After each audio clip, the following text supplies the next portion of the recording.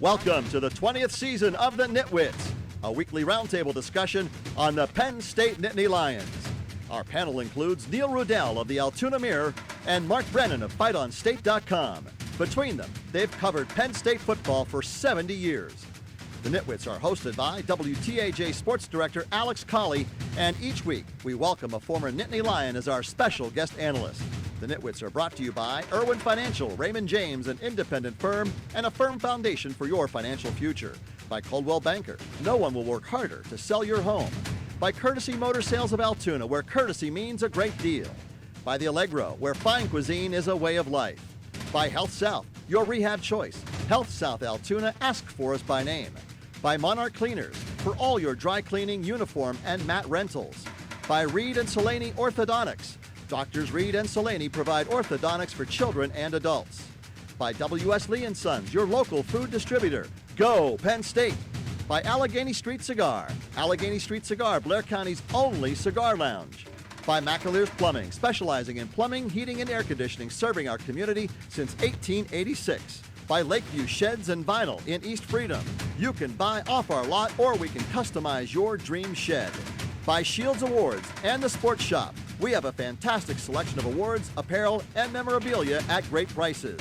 By EasyToUse.com, your Yellow Pages connection in print and online. By FightOnState.com, as close as you can get to Penn State football without putting on a helmet. And by the Altoona Mirror, featuring Penn State Game Day every Friday and Penn State Extra every Sunday. Hello and welcome into the NitWits. I'm subbing in for Alex Colley, who's had about 6 hours of sleep over the last 4 days, alongside Mark Brennan, Neil Rudell, and Wally Richardson. The Nittany Lions are now 4-0, but that fourth one was a wild one. Have your heartbeats slow down at all from that final drive?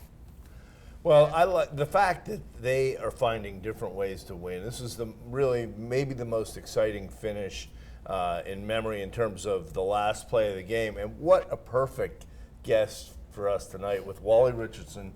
The last time Penn State won on their with 8 seconds to go, the final type of play at Michigan State, when you hit Bobby Ingram on 4th down to win the game. Yep. So, but your visit was planned. So. Yeah, tell us about that play, Wally, and what were you thinking when you saw things unfold on Saturday night? Well, man, those guys had to have a play at the end of the game, and you can't make mistakes at that point. But it was a really tight play. Trace was backing up when he threw the ball.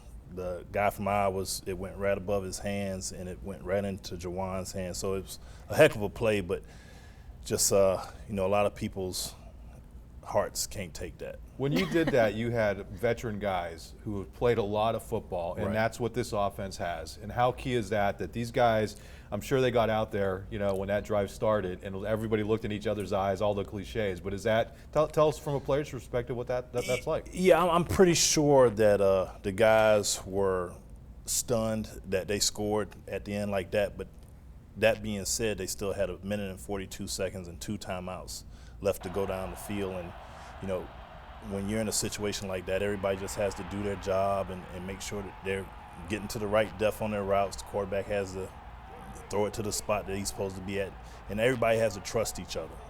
So I think that was just guys making plays when they had to be made. I thought the offense moved the ball up and down the field for the most part.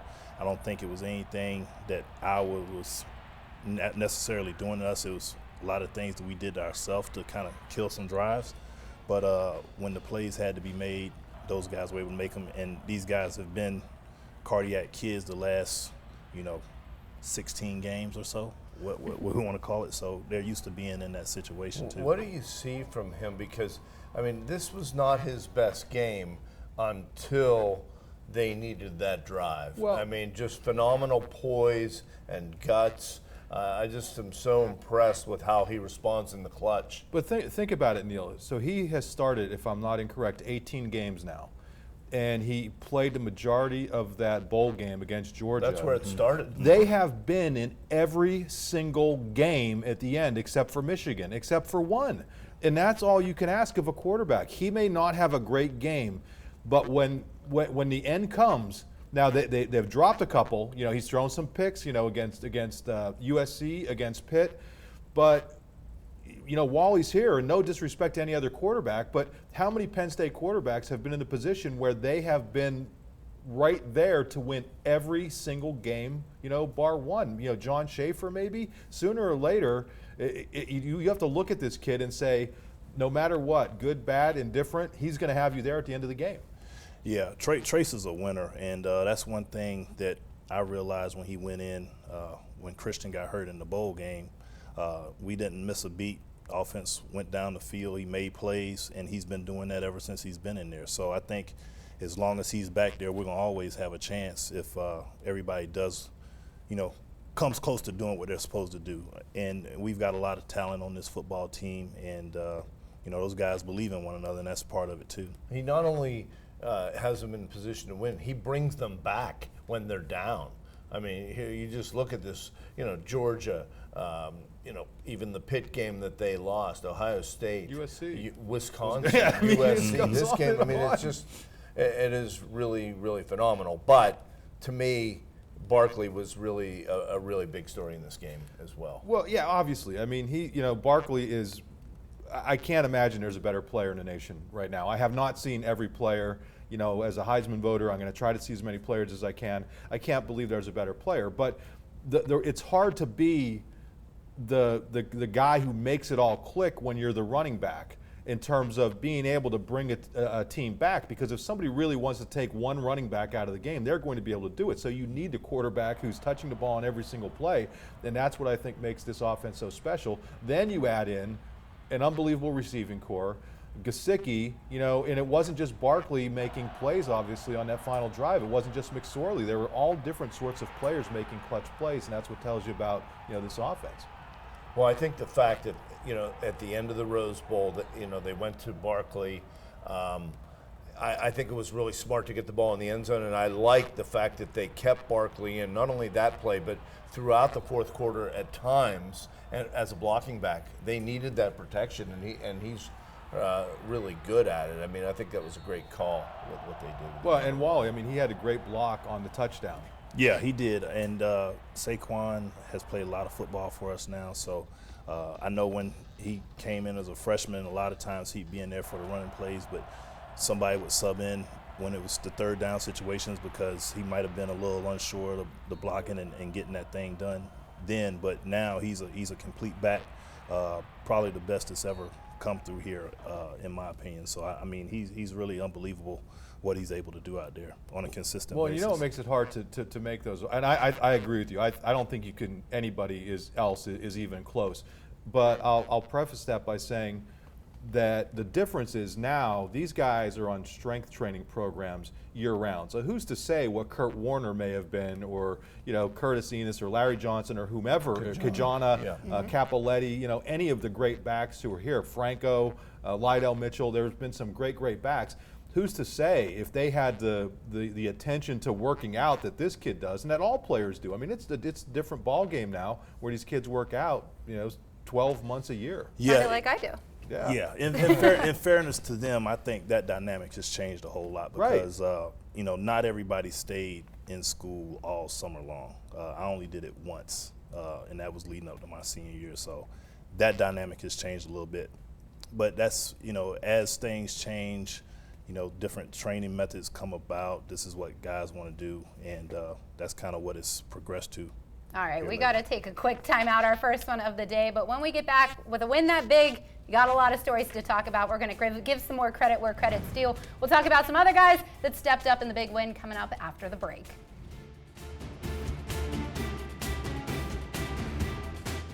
The Nitwits are brought to you by Irwin Financial, Raymond James, an independent firm, and a firm foundation for your financial future. By Coldwell Banker, no one will work harder to sell your home. By Courtesy Motor Sales of Altoona, where courtesy means a great deal. By the Allegro, where fine cuisine is a way of life. By Health South, your rehab choice. Health South Altoona, ask for us by name. We now return to the Nitwits. A roundtable discussion of Penn State football.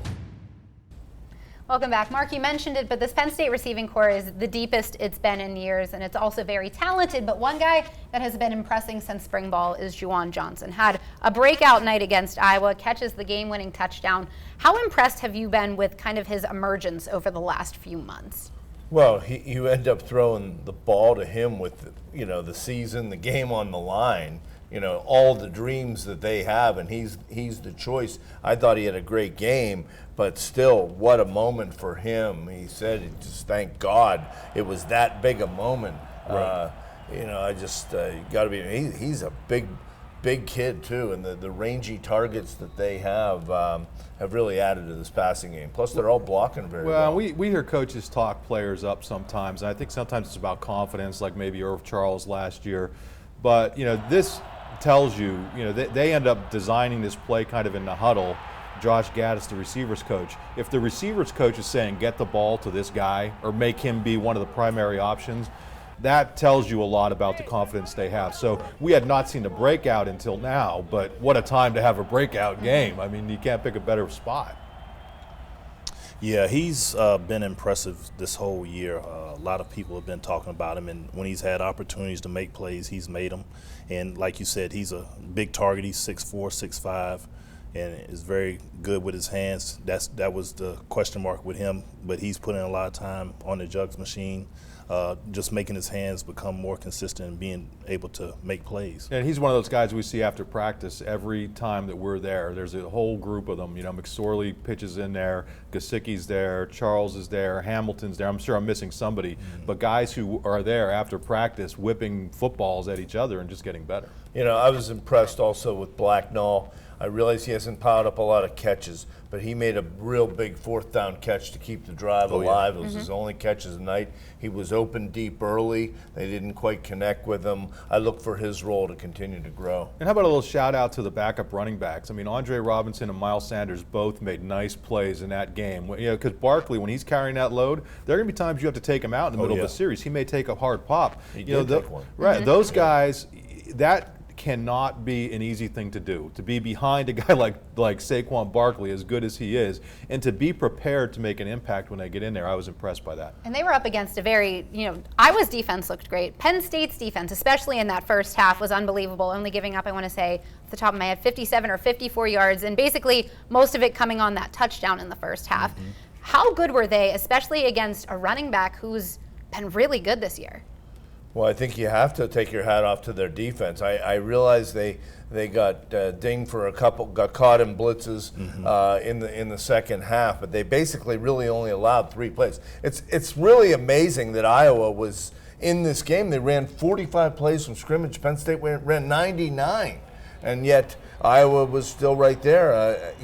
You never know how it's gonna shake out because the roles were sort of reversed. Iowa was the patient team coming in, and Penn State had the quick strike mentality. Well, the speed on defense, and we're seeing it here with Sharif Miller. I mean, the speed and depth are just unbelievable. They were defeating things with speed, and then they went with a jumbo defensive line that we hadn't really seen with local product Kevin Gibbons playing some DN. So they were mixing and matching and doing some things. But to me, and Wally, I don't know if you agree, but when you see a defense that's that fast and that deep, it could be frustrating for an offense, I'm sure. It can definitely be frustrating for our offense because they're bringing in fresh guys. They're keeping them rotating them regularly, and that's helping them to stay fresher. And you got fresh legs coming there getting after you, so that makes your job a little bit tougher as an offense. And the defense really did an outstanding job. I was going to say Blake Gilligan also. We'd be remiss to not mention him and how well he's been punting, giving Penn State's defense a lot of opportunities to keep them pinned deep in their own zone. One more shout out on the defense. Allen and Haley, how they're forever joined at the hip. Here they were last night with Allen forcing a big fumble and Haley recovering at a time that Iowa had gotten some momentum. 2 guys who were members of James Franklin's first recruiting class. They really were forced to play as freshmen, which may not have happened had they come later. And to see things blossoming for them, guys who kind of took a chance on this staff and this program, I think it's pretty cool to see. Marcus Allen mentioned to me last week after the game that he said, he was there when people were calling for James Franklin's heads, and he says that hurts the players as much as it does the coach. So he said he's not just happy for himself, they're just happy to be winning and give James Franklin a good rap. So we got to take another breather, and while his team is still undefeated, we are the NitWits, which means we must nitpick. Am I right, Neil? I hope so. We'll take a look at a few of the areas the team can make improvements in coming up in just a few minutes.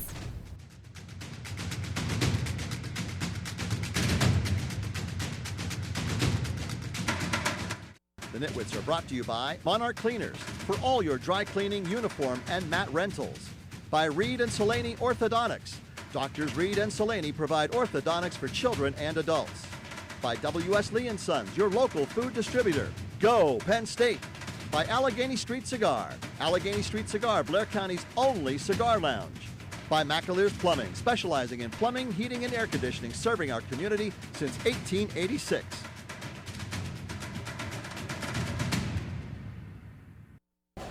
I'm Kel Sanderson from Penn State Wrestling, and you're watching the NitWits. Welcome back. So many positives from the win over Iowa, but of course there's always still things that we need to work on. We've got our own staff wet blanket here, Neil Riddell. Those are not my words. Oh, yeah. Well, to be fair, they're not my words. I know he put you up to it. Well, I mean, there were a lot of things, really. I mean, the end result was great, but Penn State kind of kept Iowa in the game. I thought that, and really their red zone, they had the ball 5 times. They had double-digit plays and only got 1 touchdown. That was at the end when they were in a hurry up. So I didn't think maybe that they called their best game. Obviously, Joe Moorhead's been tremendous, but I don't know. It just didn't seem like they were. We know what you want to get on. Third and 4th and 1 at the 1. You know, they don't have that downhill offense where they can take a quarterback center. sneak. That's what Neil wants. That's where you want to go. Occasional fullback. I don't see why it's that tough. Yeah, that's a challenge when you get in those short yardage situations. There's not really a blocking back that comes in there to take on a linebacker. So that's Jason the one. Slode still available? He might be. He might be. But I tell you, it's a challenge. And you know, between the 20s, that offense is as good as any can be. But sometimes when you get in those short yardage in situations, you have to really be creative in what you're trying to do.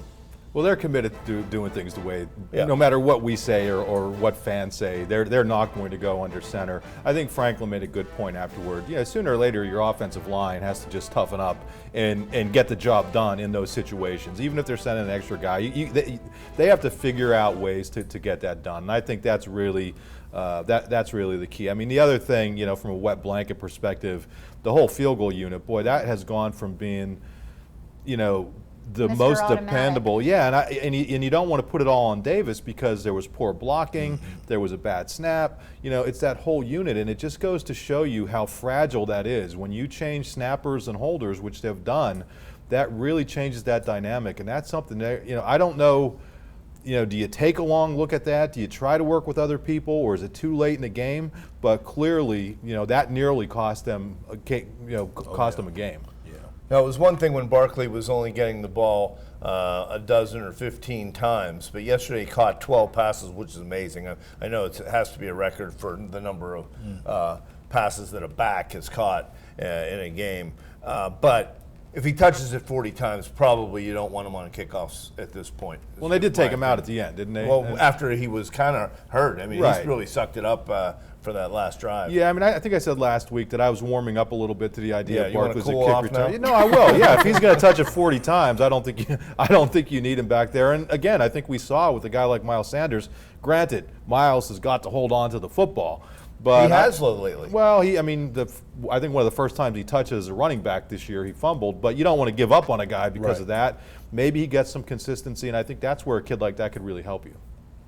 What do you guys think about, like you kind of mentioned, just not converting? Especially, seems like the pass protection wasn't great for Tracy I thought there were a either. couple times there was some indecision. 4th down, then they ended up having they took a delay penalty on the first drive, which was a good drive they had going, so they had to punt. And we haven't seen that, the play clock ready to expire. They had to use a timeout, and these are little things, but they add up to big things. And I do think we have to mention the pass protection because Chaz Wright was out, Andrew Nelson is a guy who has been an outstanding representative of this program and has been a tremendous player at times. A very good player. Tremendous may be overstating it. He's still coming back. You could tell he's not quite 100%. He was out there gutting it out, trying to do the best he could, and I think it was just tough for him. So they ended up going with the redshirt freshman Fries. Do not want to come across as being negative against Andrew Nelson. Exactly. Again, that guy's a team leader, and he was been bumped a up. tremendous yeah, Great guy, but you too. could tell he was struggling out there a little bit. So they gave Fries a shot. That, I think, is going to be a nice learning experience for Will Fries. So, again, we're critical when we need to be, but with a guy like Nelson, I think we give him the benefit of the doubt and say, hey, he's still a little bit hobbled. Exactly. All right, so we took our couple of hours to enjoy the win, but as James Franklin says, now it's on to Indiana. We'll get our preview set for that, plus we'll go to the winner of the week last week. We'll let you guys know who that was. There's a little bit of anger there on that one. We'll be right back. The Nitwits are brought to you by Lakeview Sheds and Vinyl in East Freedom. You can buy off our lot or we can customize your dream shed. By Shields Awards and the Sports Shop. We have a fantastic selection of awards, apparel, and memorabilia at great prices. By EasyToUse.com, your Yellow Pages connection in print and online. By FightOnState.com, as close as you can get to Penn State football without putting on a helmet. And by the Altoona Mirror, featuring Penn State Game Day every Friday and Penn State Extra every Sunday. Welcome back, 1-0 and heading back to the comforts of Beaver Stadium. The Nittany Lions do have a pretty tough test this week, though, as they welcome in Indiana, who's 2-1. Their only loss this year coming to Ohio State. So, Neil, we're going to ask you what they need to do to win and what the score is going to be, because you were our Nitwit of the Week winner. Thank you, Jamie, for recognizing that. I know you and Wally would.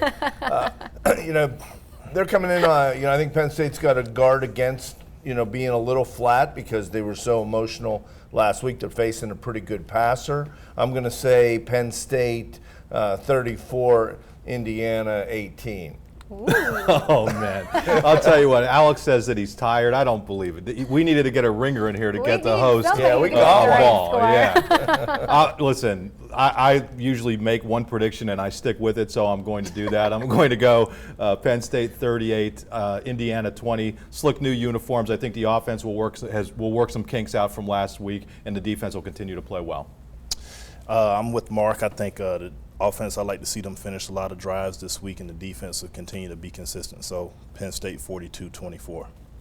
Oh, see, I had to think through that number. Okay, so I think the uniforms are going to be a big deal. This is my first pick, so I'm feeling really good about it. Yeah. Pretty big spread, actually, for a home game against an Indiana team that I thought has looked pretty good, especially in that first half against Ohio State. But I'm going to go ahead and go 45-20. They've been scoring a lot of points at home. I think they're going to come out pumped. So I'm taking the high score this week. You all, you're going to see a ball in our category for the first time this year. And as you mentioned, Wally, that throwback uniform is going to be pretty sweet. I think so. I think the guys are excited about it. I think the fans are too. I think so too. All right, so Penn State, see if we're going to be able to go 2-0 in Big Ten play. That's a Saturday 3:30 kickoff, because I don't know if Penn State's ever going to have a noon kickoff ever again. But that about does it for the Nitwits. Thank you for joining us. For Jamie, I'm Jamie Baker, Mark, Neil, and Wally. Thanks for joining us. We'll see you again next week.